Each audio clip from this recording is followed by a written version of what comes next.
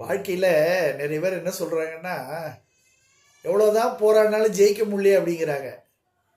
என்ன பண்ணாலும் எல்லாராலையும் ஜெயிக்க முடியாது. அது நம்ம மனசில் முதல்ல நினைக்கணும். ஒரு ஃபயர் உண்டாகணும்.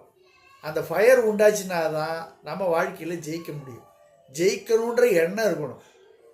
அந்த அடிப்படையில் செல்ஃப் ட்ரஸ்ட்டுன்னுவாங்க. அதை செல்ஃப் ட்ரஸ்ட் இருக்கணும், டிசிப்ளின் இருக்கணும், ஸ்டெபிலிட்டி இருக்கணும். அடிக்கடி மாறக்கூடாது மனசு, அது இருக்கணும்.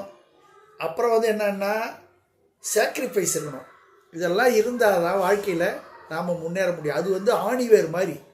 பூமிக்கு அடியில் ஒரு விதையை போட்டோன்னு வச்சுங்க, நம்ம வாழ்க்கையில் ஜெயிக்கணுன்ற விதையை போடுறோம். அது முளைச்சி வரணுன்னா நம்மக்கிட்ட இந்த 4 இருக்கணும். என்னென்ன? செல்ஃப் ட்ரஸ்ட் இருக்கணும், டிசிப்ளின் இருக்கணும், ஸ்டெபிலிட்டி இருக்கணும், சாக்ரிஃபைஸ் பண்ணணும். இதெல்லாம் பண்ணால் தான் இது ஒரு ஆணிவேர் மாதிரி ஸ்ட்ராங்காக இறங்கும். அதுக்கப்புறம் பக்கத்தில் வர வேர்லாம் என்னென்ன தெரியுமா? மற்றவங்களாம் நம்மளை விமர்சிப்பாங்க.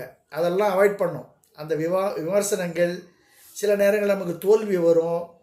நிறைய பேர் அவாய்ட் பண்ணுவாங்க நம்மளை. அது இழப்புகளும் வரும். இது எல்லாத்தையும் நம்ம என்ன பண்ணணும்? போட்டு நம்ம எருவாக்கிக்கணும். எருவாக்கி அது சைடு வேறு மாதிரி வரணும். இதெல்லாம் இருந்தால் தான் ஸ்டேபிளாக இருக்கும். அந்த விதை மேலே அப்படி வரும், முளை கட்டும். அந்த முளையிலேருந்து தான் இலைகள் வரும், செடிகள் வரும்.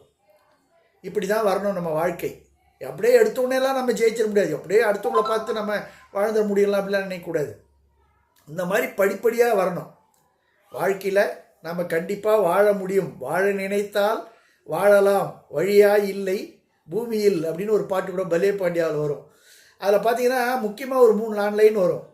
பயணம் தெரிந்தால் கதவு திறக்கும், கதவு திறந்தால் காட்சி தெரியும், காட்சி தெரிந்தால் கவலை தீரும், கவலை தீர்ந்தால் வாழலாம் அப்படின்னு ஒரு 4 லைன் வரும்.